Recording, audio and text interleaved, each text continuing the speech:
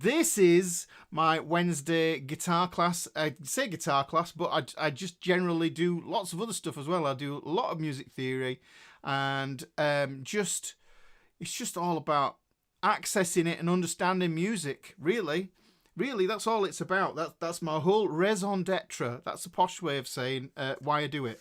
Yes, so I've got the old overhead cam today because, like I say, the title of this lesson is the interval seesaw. If you wanted to follow along with that, then that is going to be here. This is on page 26, lesson 20 in the book. We're going to talk about intervals. It's really important that you understand intervals, as I tend to do with these lessons and these classes. Hey up, Al. I tend to expand upon it a little bit, so that's the goal today, is to expand upon it, get into some use cases for this music theory, and then hopefully be able to implement that in your playing, give you a better understanding. That's the whole thing. I will say, yes, that this is my Wednesday live class. There'll be tangents. The tangents are worth it. There may be, yes, waffle. If you don't like waffle and you want me to get straight to the point, then what happens is we take these hour-long videos, and then what we do is we cut out the good stuff, and then we repost that as just normal uploads where you can just get to it concise, and that's the thing. But you see, the thing is, everybody here who's in the chat has turned up. Some of the people in here know each other now because they've joined my community, the Fretboard Fraternity. Oh, shall I put that up there? Let me just see if I can. Boom. Can I put that up there? The Fretboard Fraternity. This is my free, totally free, private community, away from Facebook, away from all the big tech stuff. No ads. Just come, be yourself. It's fun. If you've bought any of my stuff, bought my book or anything else like that, the videos are in the learning section there, so you don't have to go putting them in to YouTube or anything else like that. You don't have to. It's just nice and easy. Just try and make it nice and easy as we possibly can. That's the whole job here. Right, so let's have a look. Because I like to say hello to everybody, if this is the point, the lesson will come. Just have to hold your horses. If you don't have my book, then this is going to be my shameless plug. If you don't have my book, which you should do. No, Eddie, we don't do. I'm not a jukebox, mate. I am not a jukebox. So what? Oh, add to broadcast. Is that there? Has that come up? Oh, that doesn't seem to have come up. Let's have a look. Why is that not done that? Right, okay, so it says something there, but let's have a look. It's there. Let's have a look. Add to broadcast. Nope, it's not having it. Maybe the colour of the text was wrong. I don't know. But basically, if you want to buy my book, then you go to my website, which is rickysguitar.com/store. There's links and everything else on my channel and everything else. Attendance register. Rajesh, that is a really good idea. Do you know? Because these people that keep on turning up late. Yes, yeah. Well, that's another thing. Time profit. These people that end up turning up late end up having to do some punishments like star jumps in the corner. That's standard practice, actually. You know, at Ricky's guitar class, if you're late, you've got to do some star jumps. So burpees. Right, so, okay, let's just have a look and see who's here. Say hello to a few people. Say hello to some of my friends. Gary Five. We've said hello to Maria Dem Ravens. A up. Donnie Ellis from Chattanooga. Let's have a look. Lee Giles. Let's have a look. Alan Galloway. Tony Davis. JB from Poland. Oh, yeah. Okay, we got the sound back on. Let's have a look. Donnie Ellis. All right, let's have a look. Most of you guys are all over in YouTube land. Let's have a look. Bob, Rick Rutledge. Let's have a look. BC1 from Mid East Coast. I don't know where is the never eat shredded wheat. Mid East. Never eat. All right, okay, got you. I know where you are. Albane. Let's just say it. Guitar strap and leather. A leather artist from Hollywood who makes guitar straps, the finest guitar straps for all the rock stars, I must say. So, Simon Edwards, good day. In Tari, Australia. Right, Rick Rutledge and True Armour. And I'm only 3 minutes late, baby. True, have we got the chat? It's always in there as default. It should be. Robin Tate, let's have a look. See where we are. Patrick, if I miss your name, I'm sorry.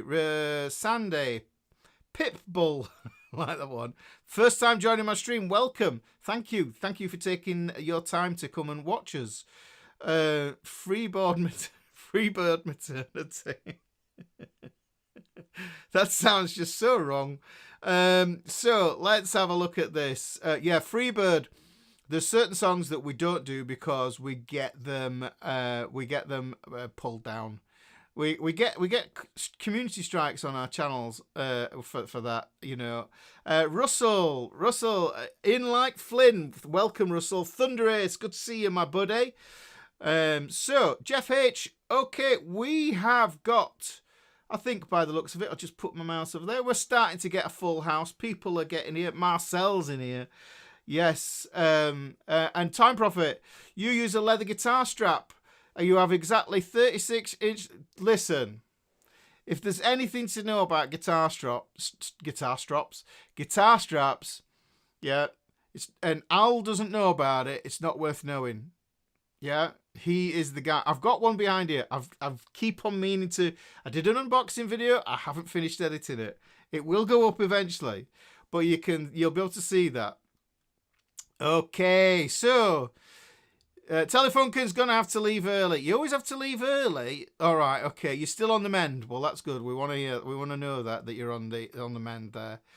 Right. Okay. Let's have a look. Big Steve's in here as well as BC1. Right. Here we go. Right. So, like I said, today's lesson is all about the interval seesaw, but I have a way of understanding intervals, and the way that I kind of came around to it was just drawing them out and trying to understand them on the guitar string, just trying to apply that to the guitar string, because this is what this is. This is a channel all about guitar, yeah. But for today's purposes, I have even prepared this thing as well. We may use it, we might not. Depends, right? But I might apply it across there. It depends how much I waffle. But what we're going to do is we're going to do the first thing first, and we're going to go over to the old thingy here. Now, look at that. Don't worry about that there. That's from my Tipex these Tipex mouses. This Tipex mouse is absolutely fantastic. I love this thing. You know, it saves so much time rubbing out, waiting for it to dry and everything else like that. But they're absolutely a boon for when you're plotting stuff out and you just want to, you know, if you've drawn a full page out and you just like get a bit wrong, just get one of these. I really highly recommend them just for your practice, working out stuff, writing things down, because that's another way that we learn stuff. So let's look at this interval seesaw. So that is what we're doing today. We're talking about the interval seesaw. And let me just write that there. I just thought I had the wrong spectacles on there. So we're talking about the interval seesaw. And the thing we're going to look at is we're going to look at the chromatic scale. So if you've ever heard of the chromatic scale, then this is what this delves into. All right, so really, the scale, if you think about it, is a ladder. If I put that way, can you see that each of these is a rung on a ladder? One of those trapeze ladders, at the circus by the looks of it, like that. I wouldn't like to climb up one of those, but there you go. This is a chromatic scale. So what we're going to have to do is we're going to have to take into account how many pitches we have. How many pitches do we have? And when it all works out, because Pythagoras was the cheeky chappy that came to the realization with all this stuff, what we end up with is 12 separate tones, or 12 separate tones, or if you want to think about it, you can think of it as notes. So 12 different sounds. Now what you can see is, I love this, how tones and notes, if you change T and N around, yeah, you get notes. So it's kind of interchangeable. That's the way I see it. Anyhow, so it is a seesaw. It is a seesaw, Time Prophet. This is the thing. So what we have to do is we can look at this. Now, the thing about the interval seesaw, I'm going to show you this. This is a very linear idea. It is a very linear idea, and we're going to look at it linear. And this here, this is actually, we're going to think of this as a guitar string. And this is any guitar string, and starting on any fret on a guitar string as well. So this applies, and it's a completely movable thing. So we end up with this chromatic scale. And I like this idea of this word chroma. Yeah, chroma means color. And if you think about it, the chromatic scale contains all the colors that you need to be able to express yourself musically. Because these musical colors, if you will, these intervals, and this is what this is about here, intervals, they have an emotional value. Yes, this is what music is. It's the music. Music is the language of emotion. So we need to be able to understand that. And a way of describing it is we can describe it in color, and that would be chroma. So the chroma, it basically says that what we've got is we've got every color in the scale. Yeah. So, right. Okay. Guitars have 6 keyboards on its fretboard. Exactly. Yes, they do, Time Prophet. They do. This is the way to look at it. You've got to, if you think about it, you know, if you want to make, hang on, I've got to switch here, all right? Because look, this is a way you can feel better about your guitar playing. I like this idea straight away, because it's like, yeah, okay, right? What you can do is, when somebody says to you, yeah, I'll play piano, say, yeah, well, I play guitar. It's like playing 6 pianos all at the same time. You know, have you ever seen Rick Wakeman? Yeah, and he's playing all 6 of them, or John Lord, bless him. Yeah, in Deep Purple. That's what's going on there, mate. You see, so you know that's what we've got to deal with. You know, you're all right with your single line where it's nice and easy to see everything, right? But anyhow, I digress. Back to this. So here, the thing about this, let me just explain. I'm going to have to explain this, aren't I? So what we've got is the chromatic movement for this is, if you imagine that string that we had there, what we can do is, if we just imagine that these are frets, fret wires. Yeah, so that's when I do that like that. So that's how we can see it from the perspective of the keyboard, if we were imagining it that way. Yeah, so this one here, there, and then that's where it ends there. You can see that we've got 1, 2, 3, 4, 5, 6, 7, 8, 9, 10, 11, 12 divisions. 12 divisions there, yeah? So that would be, because we've gone that far, that gives us all our notes, okay? This is the way we're looking at it. But what we're doing is we're splitting that. We're going to take it, we're going to look at it linear in this fashion here. Might come back to that, might not. We'll see. So here's the next thing that we need to understand. Yes. Yeah, there are 2 C's on that keyboard. There are. So the thing we're looking at understanding is this word here, interval. Now, if you think about it, if you go to the cinema, or not the cinema, say you go to a show, you go to a Broadway show, or you go to the pantomime, or somewhere else, what happens is there's the first part of the show, yeah, then there's a gap where they try and sell you expensive ice cream and overpriced beer that's usually in a plastic thing and tastes horrible, from my experience. And then what you have is the second part of the show after. Yeah, so you've got this gap in the middle, and they call it the interval. And that's a good way of thinking about it. An interval is essentially the distance or the gap between one event and another event. So if you think about intervals, when you strike a note, yeah, this might be a bit woo-woo. When you strike a note, and not a newt, don't strike a newt, they're endangered. When you strike a note, yes, what happens is that is an event that happens in the now. So when you move to another note, then what you have is there's a gap in between those two notes, and that gap is what we call an interval. You know, there's loads of other ways of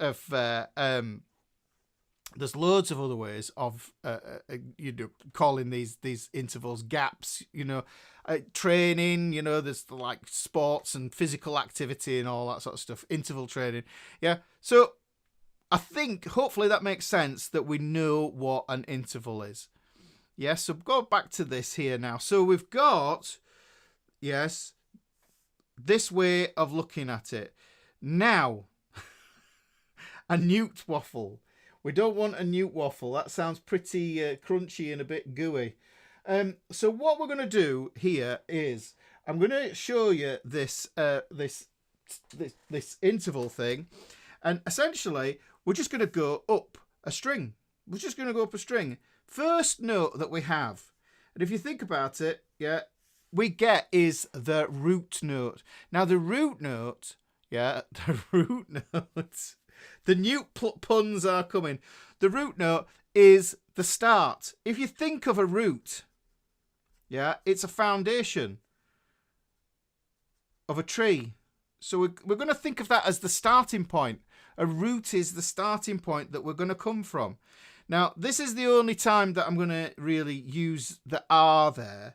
You could think of that because it's the root and it's the foundation, it's the first note. So you could put 1 in there. You could put a 1 in. And then that brings us into this idea, that how these notes all work with each other. They all react with each other. So let me just have a little look at my notes here. So now the thing to understand about this is, now Maria's put something up actually about eggs fried, crispy bacon, EF, B and C. Right. Those are letters. This system doesn't rely on the letters. This is agnostic. This works on any string, any piano. You know, if you move between certain notes, you're going to get, as long as you maintain the rules and the distances with the gaps, this is what you're going to get. Now, the next thing we really need to kind of understand, and we've talked about this in other lessons, and that is this idea of the chromatic scale. What it does is it just goes up in half steps. Yeah, those half steps, we in English money we call them semitones. Right, now on guitar that basically means we go up 1 fret. Okay, so we go up 1 fret is a semitone. Yeah, if we go up 2 frets, however, we get, let me put this here, we get I'll put this there, step, or we get a tone, and that is 2 frets. Now you can see that this distance thing is happening here. We're moving from one note to another note up 1 fret. So we've got a way of describing it. We could think of it as calling it a half step or a semitone, or if we moved up a step, we would move up 2 frets. Up 2 frets there. That would be how we did it there, right? So this is a sort of like your basic idea of how to move these gaps and name these gaps as you move up and down the neck. Yep, or on the piano. But I won't get into piano. So we've got this here, but it is very much separate from the letters. The letters never change. The letters never change. Okay, so we these is another framework that sits on top of the letters. So you can see that this is separate. The thing is, some people get this mixed up and then they start thinking there are things like minor fifths and minor fourths and all sorts of stuff like that. But really, I know that just from experience that it's because people are crossing over from this idea of letters. Yeah. So what we've got is we've got letters as labels for a sound. But then what we've got to do is when we refer to any of these intervals, we're always looking at the gap, the distance. So this is the thing. And this is going to tie into the 3 elements of pitch. We have 3 elements of pitch, yeah? 3 pitch elements. And those are chords, scales, and arpeggios. I'm just going to call that arps there, guys. Now, hopefully,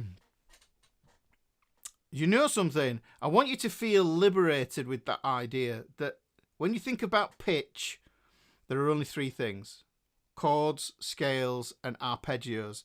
But to really understand all 3 of those things, and they work together, I don't see any difference between chord, scale, and arpeggio. Once you're working with them, then they become the same thing. Yeah, it's the parts make up the sum of the thing that you're working on. So chord, scales, and arpeggios. Now, if you don't know your intervals, then you're going to struggle with this. Yeah, so that's why I'm getting into this today, and hopefully this super easy way of you being able to understand your intervals by showing you this interval seesaw. Right, so what we've got is we've got letters as labels. Now, that's great for tuning, all that stuff, okay? But what we're going to do now is we're going to use numbers. Yes, we're going to use numbers. So after we've got the root note, then if we think of the root note as number 1, then the next number, yes, the next number is going to be a 2. Yes? Angus, you're late. You've got to go into the living room and do some star jumps. That's what the punishment is. 10 star jumps. Yes, right. So, now here is the strange thing that we have to deal with these seconds. This second here.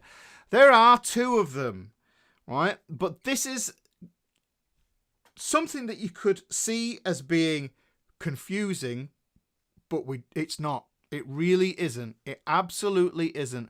What we're going to do is, let's have a look. Where's this gone? Where's it gone? One of my files has just gone off somewhere.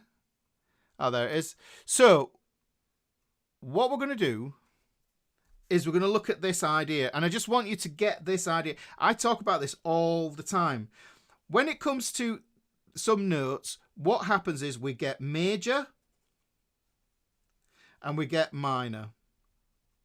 Now, I think of major and minor as Mr. and Mrs. Yes? Now, a way of understanding major, yeah, if you had a leaky roof, or let's say there was a new neighbour, right? This is going to get a bit fruity.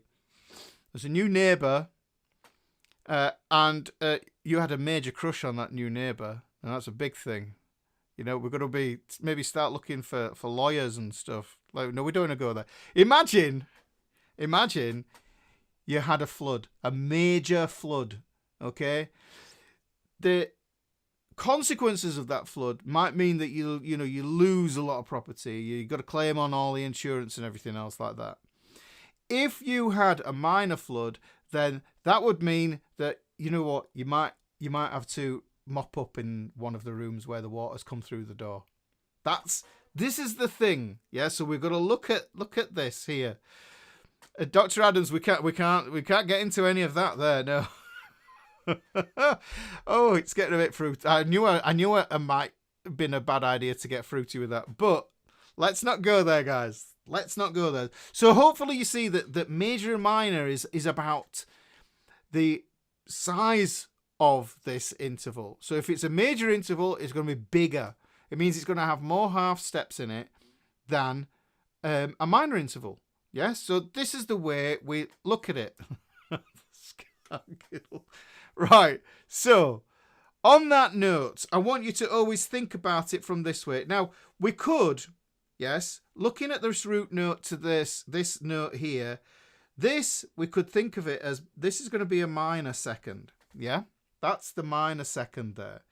Now, let me get all of the ways that we can understand this as well, the ways that you're going to come across it. Yeah, this will also, you'll come across this as being a flat second. Well, why would it be a flat second? Because the assumption is that we're operating from this idea that majors are more important. So this is a major second. Let me just put that there. So we've got a major second, and then we've got a minor second. If we take it one down, then we're flattening it. Hopefully that makes sense, because this would be going flat. That's where flat is. We're going flat that way, and you could even think, let's do it here, it could be sharp going this way. We're not going to get into that just yet. This will come up, but in due course.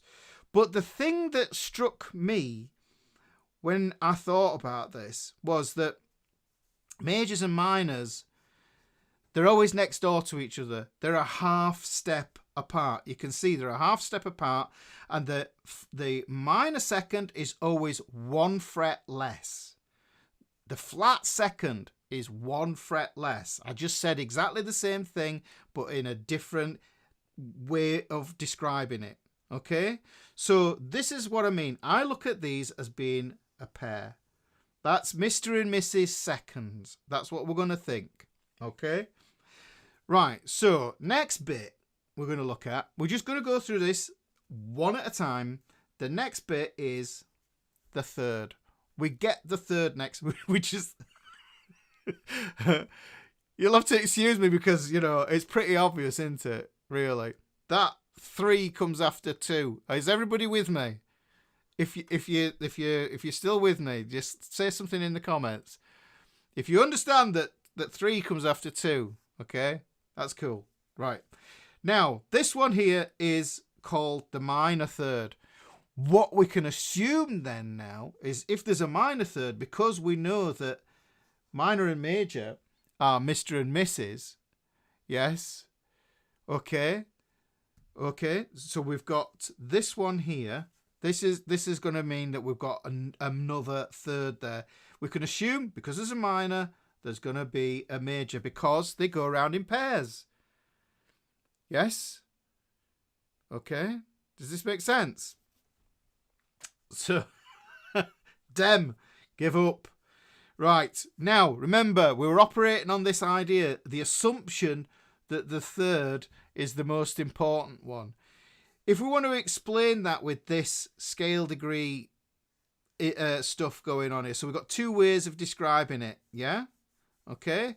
This is going to be a third as well, but because this is 1 fret lower, and look at the distance now. We've gone up 1 half step, 2 step, the whole step, step and a half, 2 steps. Okay, so we've got a 1 semitone, half step, half step, half step, half step. So now we're going back this way. So this is going to be a flat third.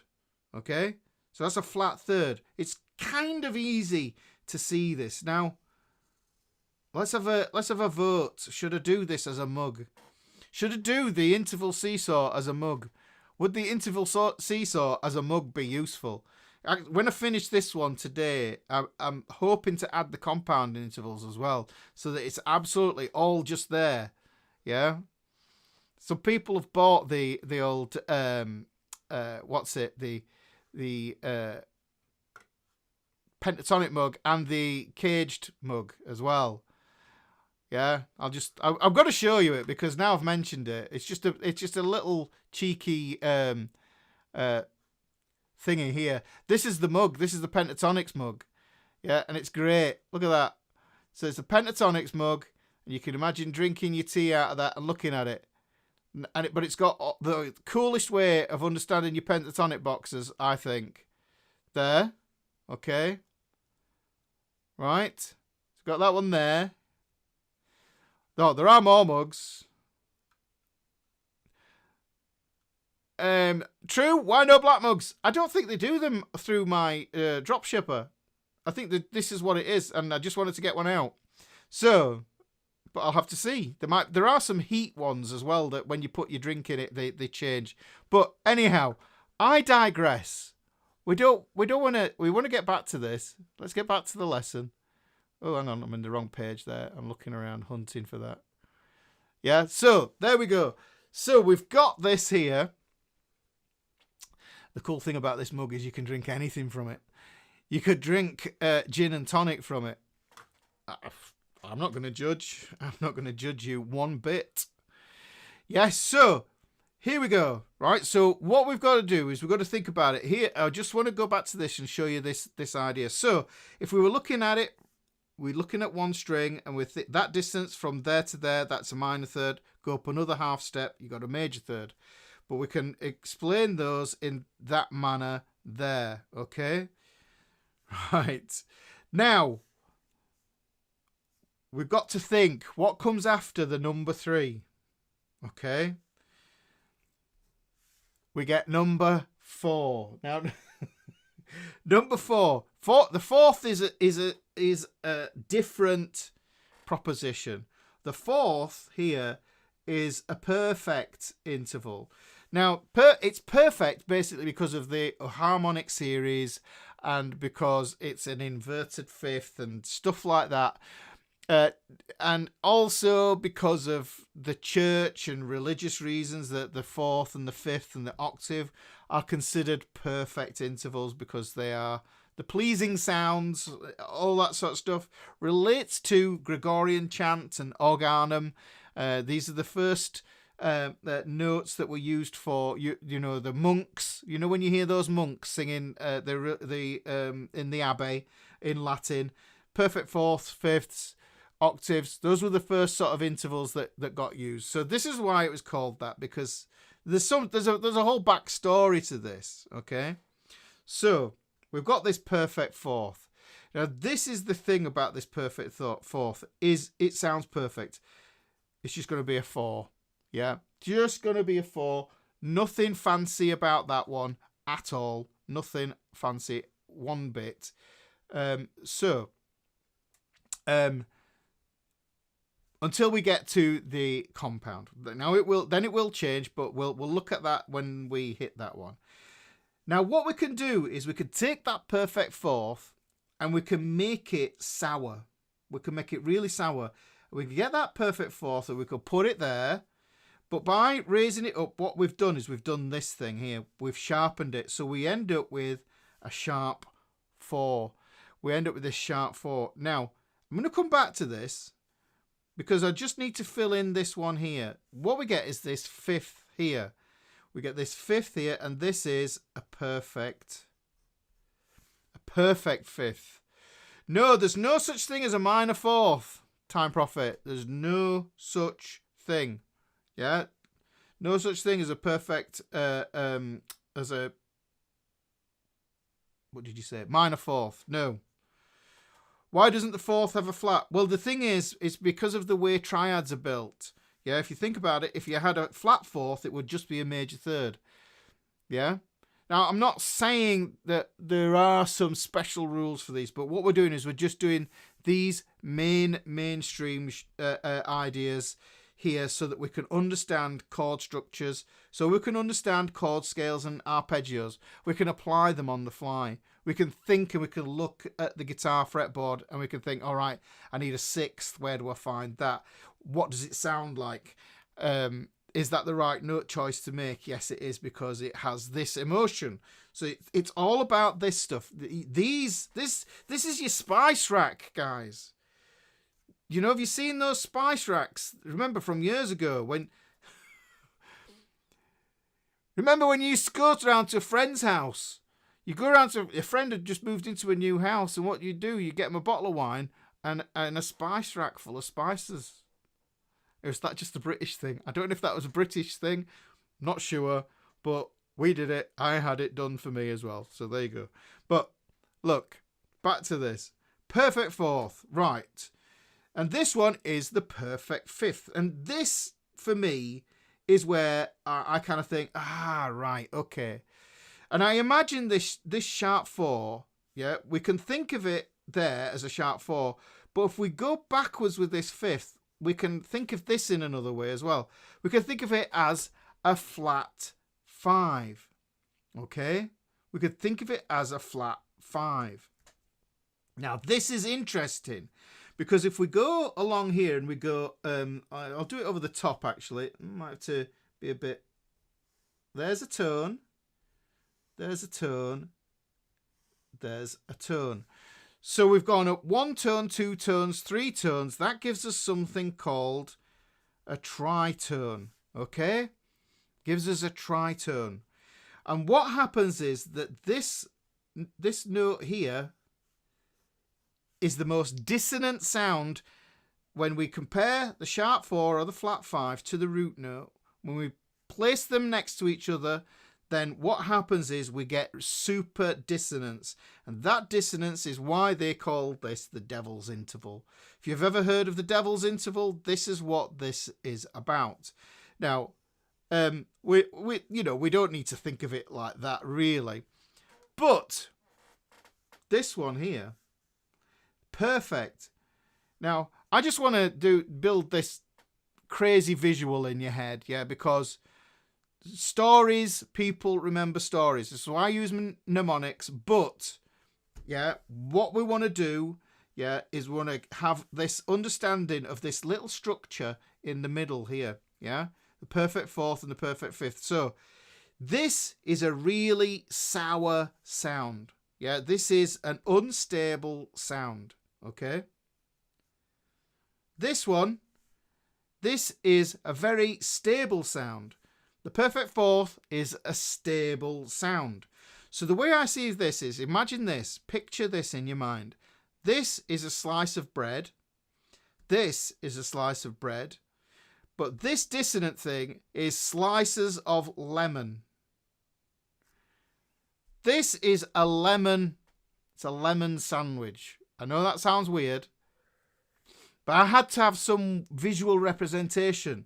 If I've got my majors and minors as Mr. and Mrs., I know that I've got this lemon sandwich in the middle. And if I think about that, then that just helps me in the beginning until I know this stuff. Just remember it, okay? You can think to yourself, perfect fourth, perfect fifth, but in the middle, you've got this sharp 4, sharp 5, flat 5, sorry. And we can also call that a tritone because it goes from the root note, it goes at 1, 2, 3 tones. Okay, so 3 tones. 3 tones. Now, have I done this wrong? I have. I did. I didn't need to cut that off, did I? Hopefully, everybody's following along. So we've gone to 5 now. We've got this in the middle. Now, the next number after 5 is 6. And this is a minor 6, okay? Right, guys, come on, tell me. What do you think comes after the minor 6? I know there's a bit of delay and a bit of lag on this, so I'll wait a little bit. Yeah, I'll wait a little bit for you to come along with this. What do you think comes after the minor 6, knowing this rule that I told you before here? What comes after the minor 6? What do you reckon? What do you think it could possibly be? Yes, thank you, Marcel. Thank you for with the hit the like button stuff.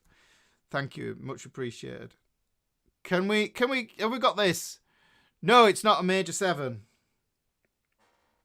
Dem Ravens, come on. It's not a flat 7 either. It's going to be right. Okay, we've got the answers coming in here now. What have we got?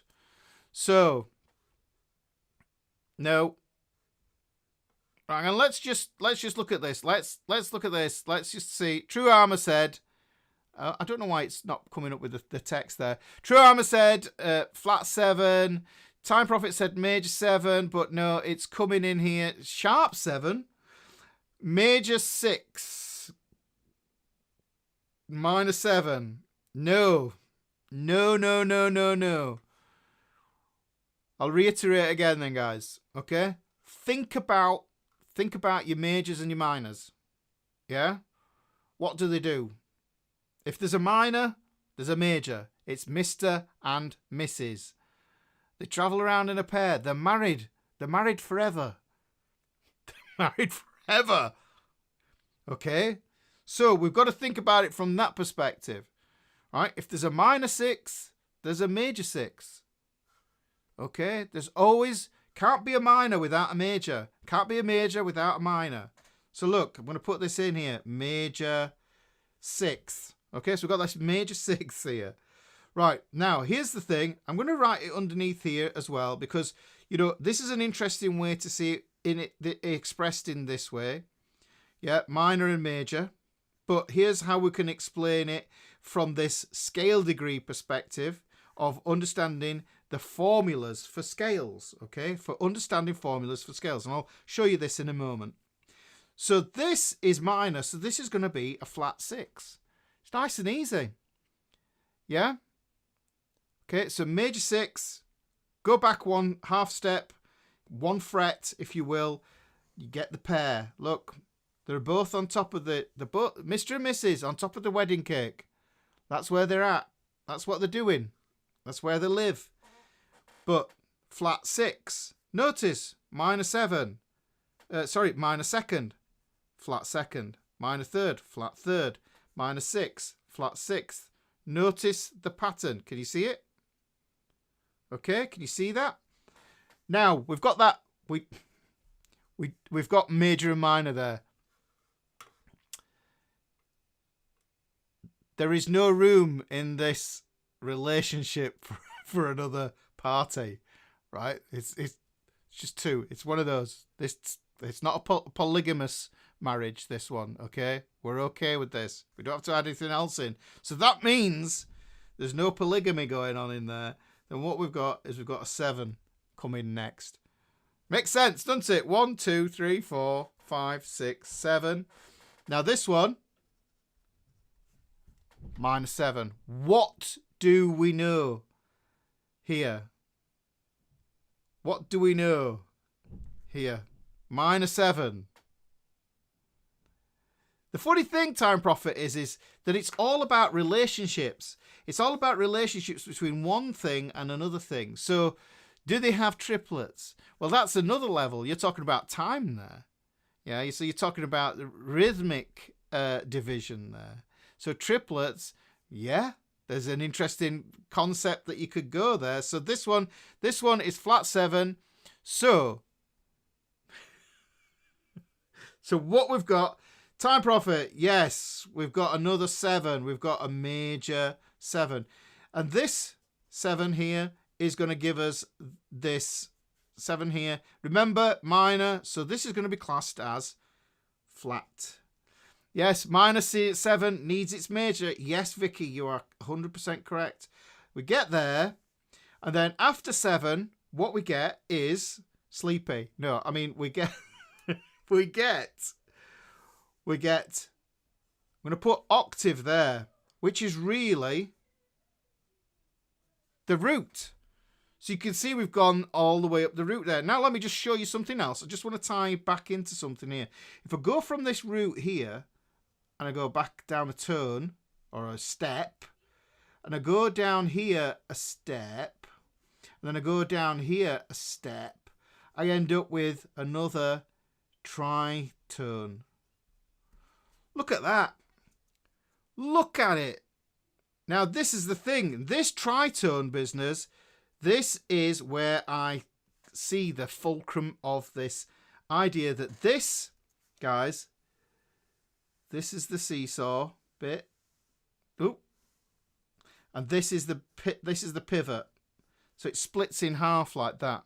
Now, if you've seen the inverting intervals thing, you'll know that if you can get to that point there, then you'll see that it's just basically it flips around on itself. You'd have to watch that video by itself as well. Does that make sense?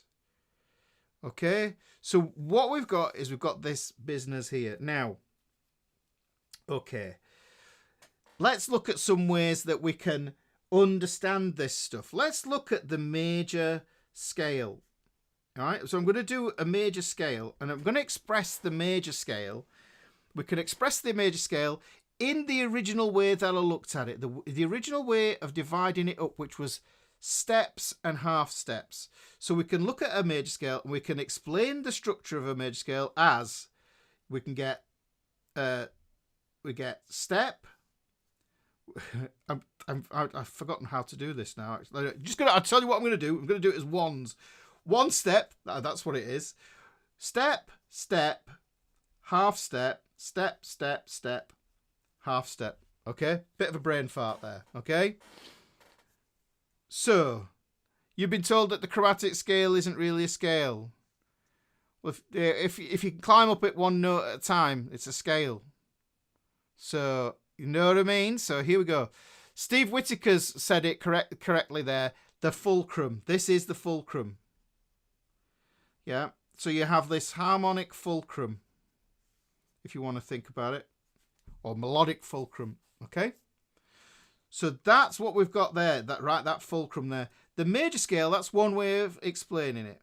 But if we want to be super, super technical about it, what we can do is we can explain it using the interval names as well. So look, there's root, second, third, fourth, fifth, sixth, seventh.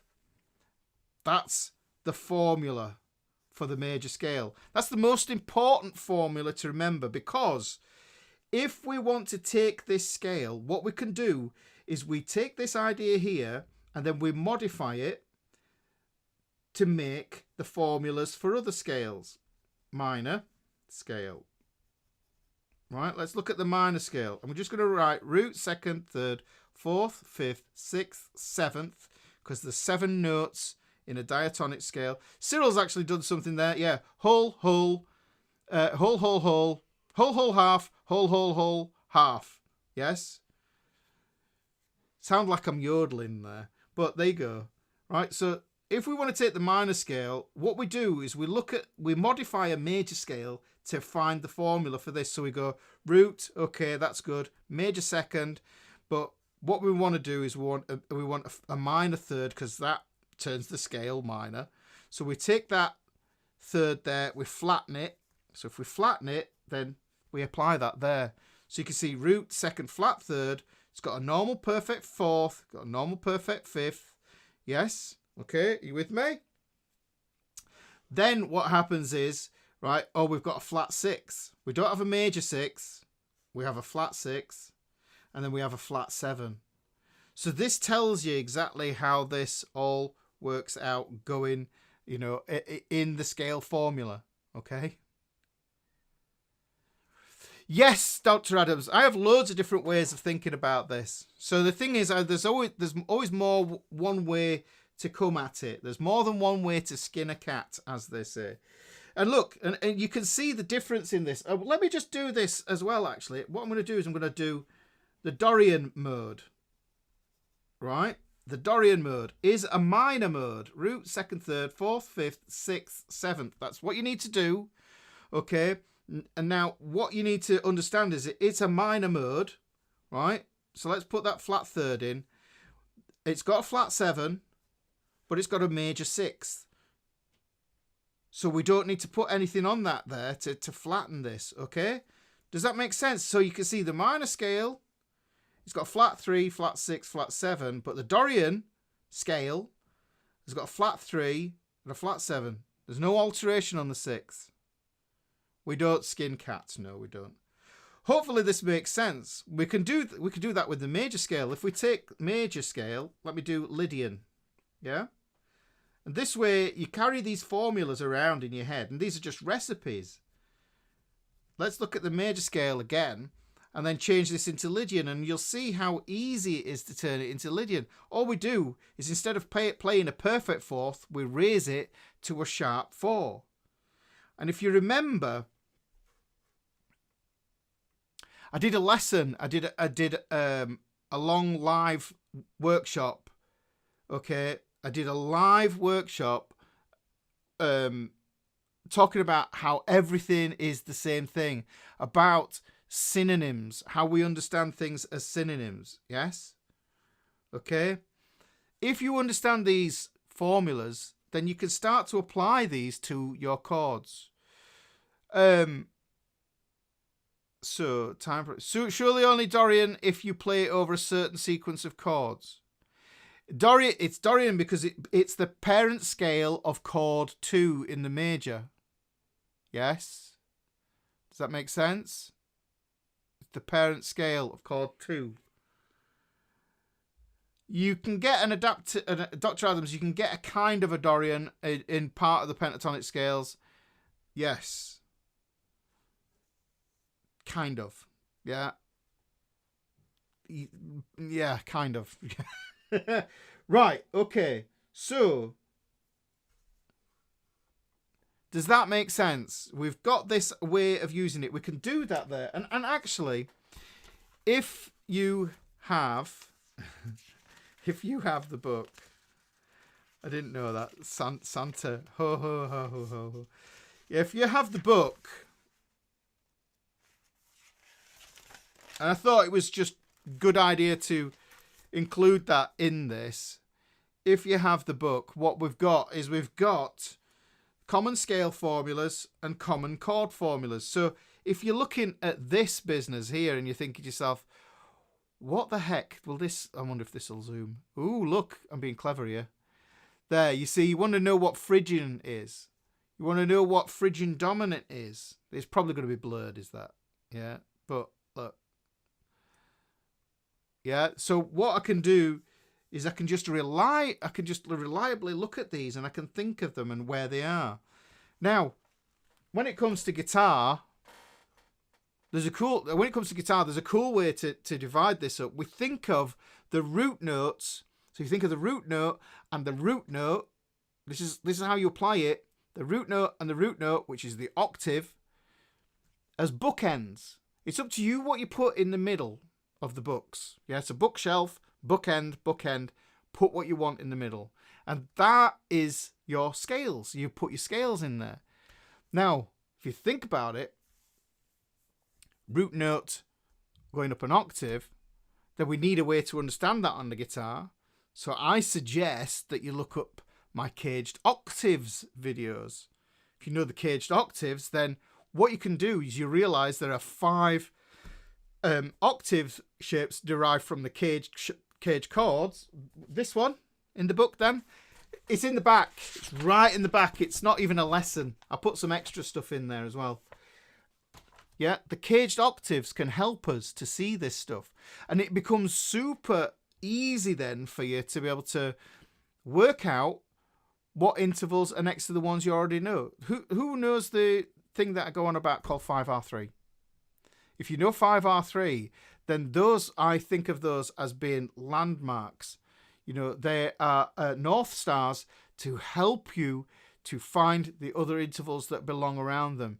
And like I said, those intervals, the reason we want to know these intervals is because they have an emotional value. We're trying to speak through the guitar. That's what we're doing. We're speaking through the guitar. Yes, hopefully. Does that make sense? Is it on page 89? I don't even think there's a page number on it. Yeah, page 89. Something like that. So that information is all there. Now, where are we at time-wise? How long have we been at this? We've been at it 57 minutes.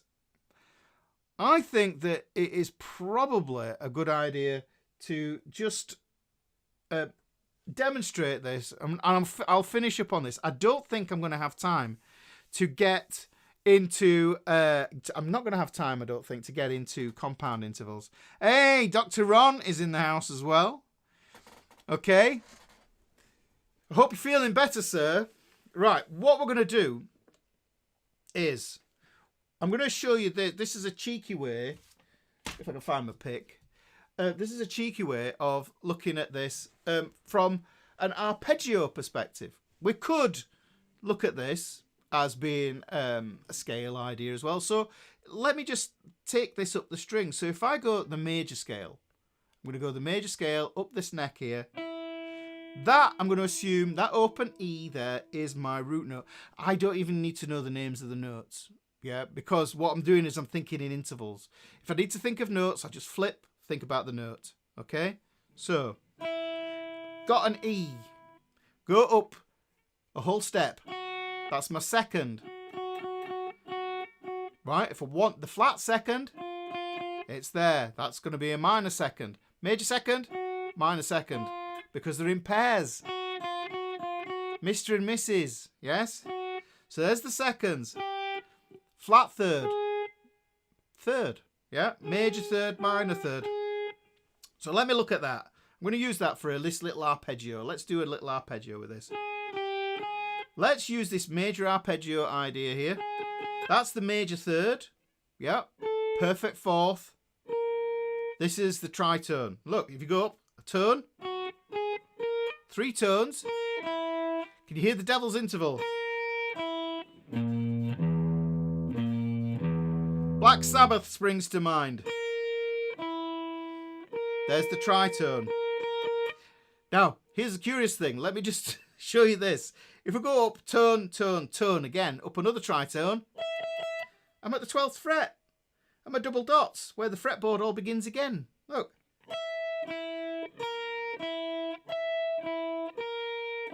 So that is the same distance as that. Hopefully this is the way to do this, yeah? Right? So we've got that sharp 4, flat 5 there, perfect 4th there, perfect 5th here. Yeah, so we can look at that. This is where it comes in, guys. Look, let me just show you a way to do this. Look, minor pentatonic,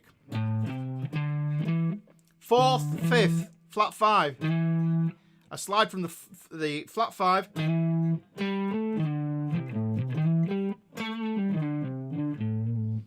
When you know how this stuff works, it's a revelation. Yeah, there you go. Look, so let's take this up here then. So what I said was major third. I know my 5th is here.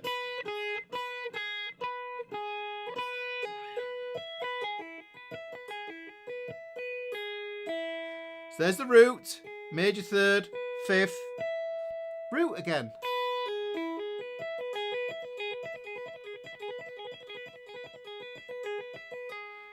That is essentially an E major chord. Listen. There's the chord. There's the scale. There's the arpeggio. Okay, I take this and make it flat.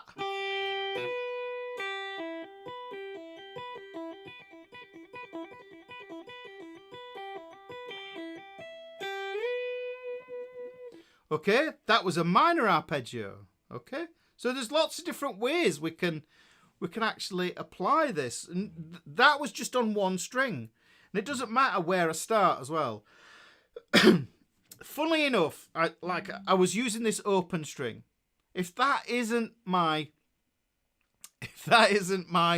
root note, then say I'm in the key of G. Yeah, then I think to myself, well, look, there's a tone, there's a tone, there's a tone. There's my tritone, there's my 4th, there's my 5th.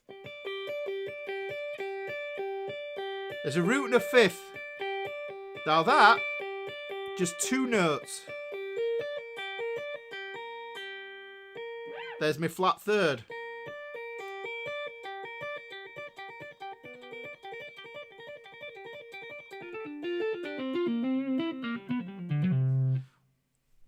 Do you see? This is where all that stuff comes from. You got to think about that.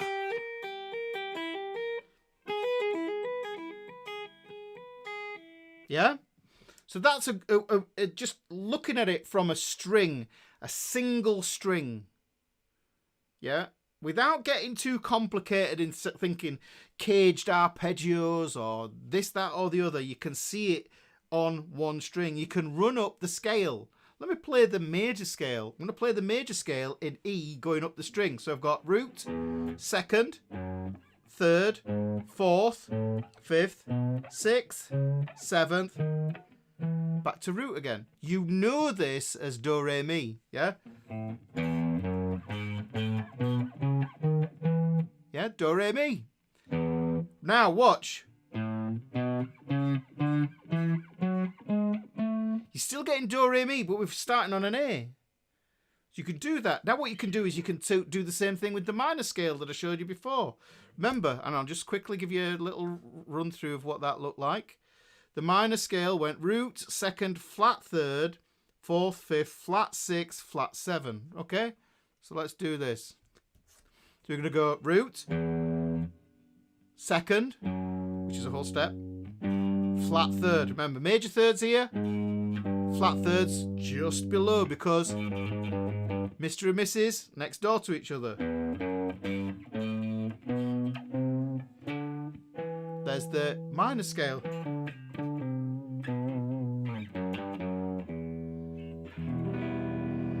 There's the chord that accompanies it. The scale comes... Which comes first? The scale or the chord? Yes. So the major scale is all the major... Yes, it is, Simon. It is.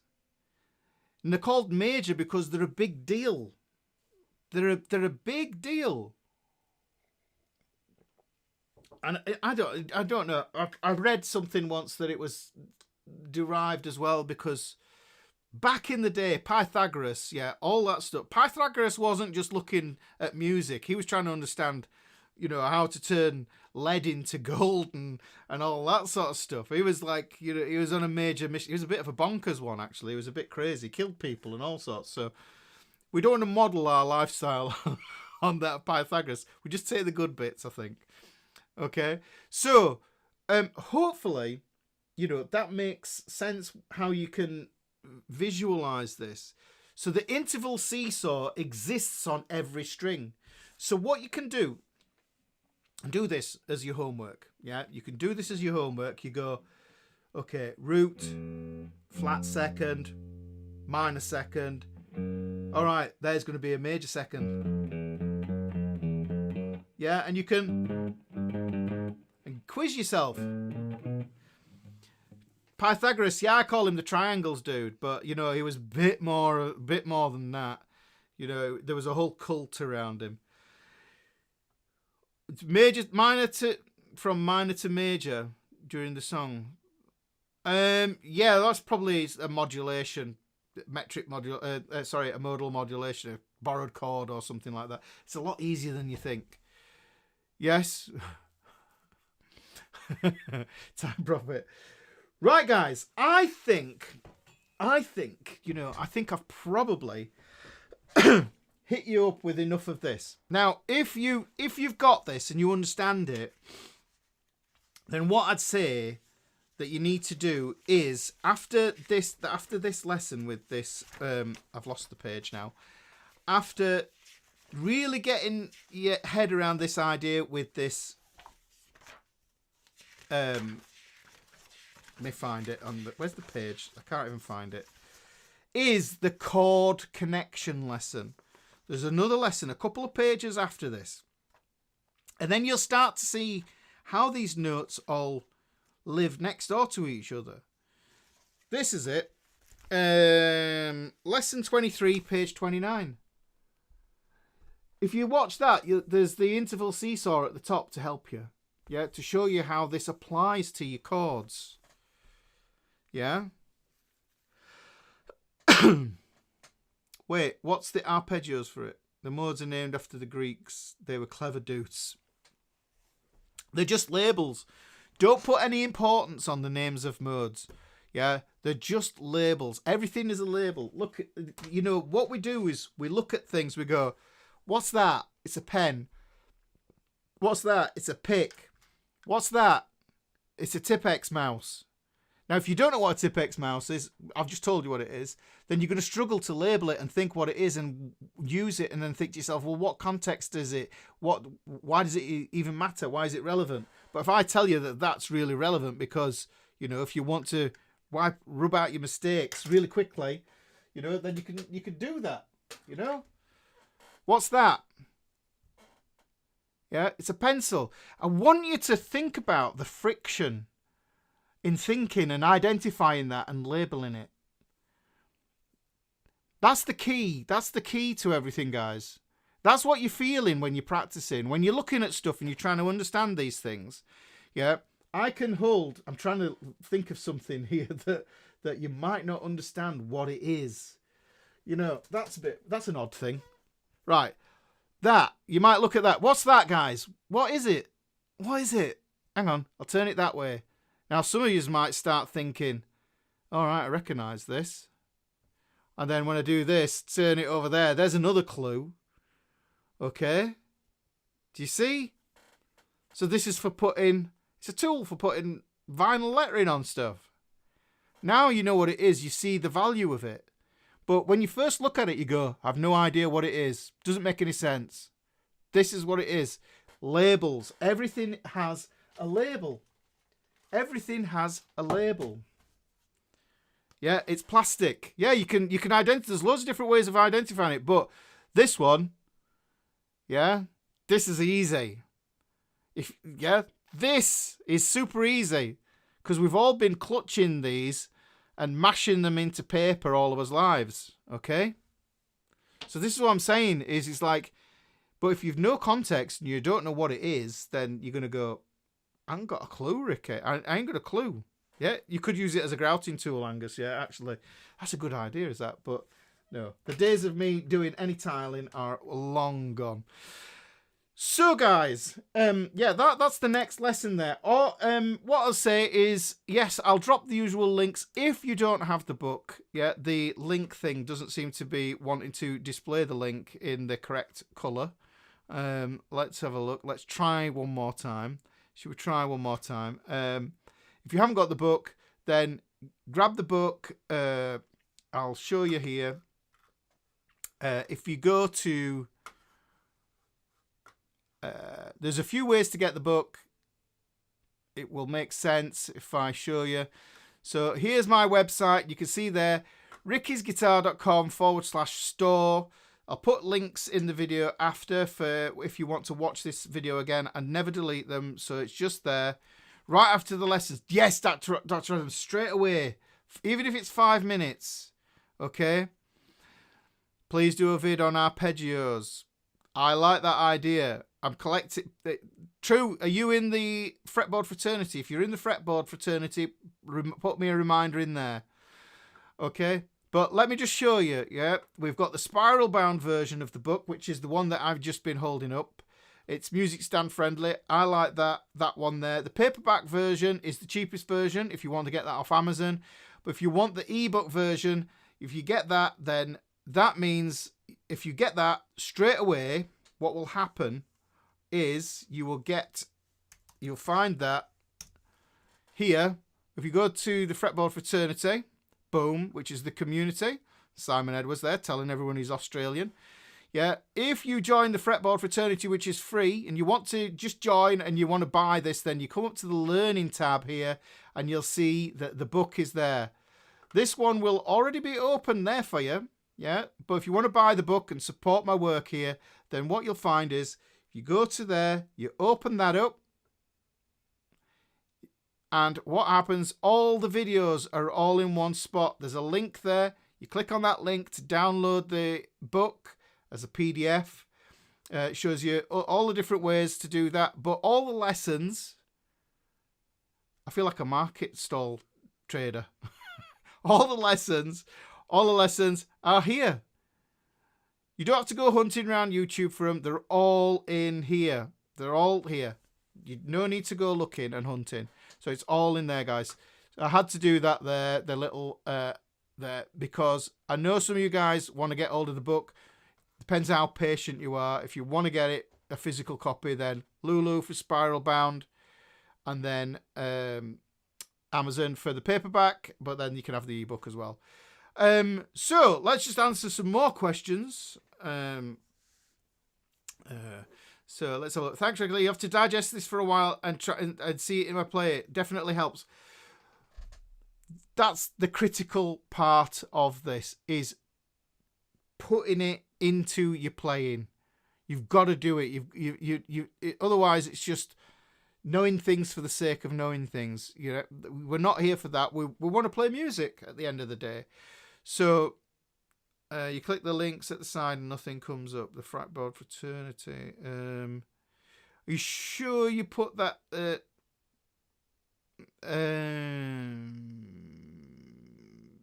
It's working today. Yeah. Right. If you already got the book, then you're all ready. Do I have stock? Yes, it's drop shipped. Somebody prints it for me, and that's it. That's what happens. You order it on Lulu, you order it on Amazon, and it comes. It's just like ordering anything else online these days. So I don't physically ship them myself. Is there a Santa Claus? We don't address that one. So you're going to join this weekend. Well, yeah, that's wonderful. Chord equals key, so it has to come first. I'm not sure what that means, Donny. The key is the key. Think key first, then you look at the key, and the key will be dictated by the notes that form it up from the major or the minor. Okay. Ricky in the garage with a red staple putting it all together isn't going to happen. There's not enough time in the day. I need to be making videos and making books and doing all those kind of things for you guys. And which brings me, Ron says, when is the new book coming out? Well, the Kickstart Guitar course is just about finished. I'm just doing all the PDFs and everything else. The course is gonna come first with the PDFs, and then the PDFs will be wrapped up and done into a book that'll be available on Amazon and on Lulu as well. But keep your peepers out for that. It'll be in the Facebook group. It will be in the Fretboard Fraternity. Always key. Learn this. Oh, Dr. Adams, you set me off now. I have a bugbear with cycle of fifths. I could explain it to you, why I think that the cycle of fifths isn't the most efficient way to learn key.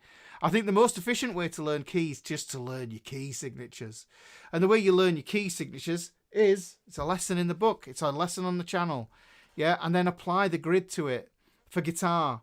Yeah, unless you're going to be writing arrangements for bassoon and strings and stuff like that, then cycle of fifths is useful in certain cases, but it's not the be-all and end-all. It's not the Rosetta Stone for guitar. It really isn't. It really, really isn't. Okay, so he knows if the newts. Santa knows all the newts. Yes, that's a jazz musician who plays all the newts. Yes. So, anyhow, what we're at now is at 1 hour 16.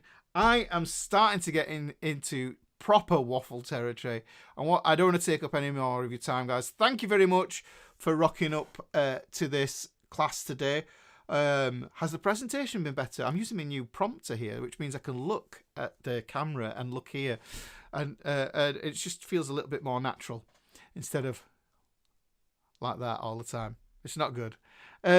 So thank you for coming along, guys. Look, if you've watched the video, just wait afterwards when it finishes. If you've enjoyed it, drop a comment in the video, not in the chat. These comments here are they're wonderful, but the ones that matter are the ones that are in the video once it's processed. Yes, so after. Okay. So yes, the guitar class Wednesdays, 7 p.m. UK time every week, and I will see you next week with another lesson, another installment of Ricky's Wednesday guitar class, lessons from the book, but we'll do something else next time. So thank you for turning up, guys. See you later. Take care of yourself, take care of each other. And is that the button? That's the button.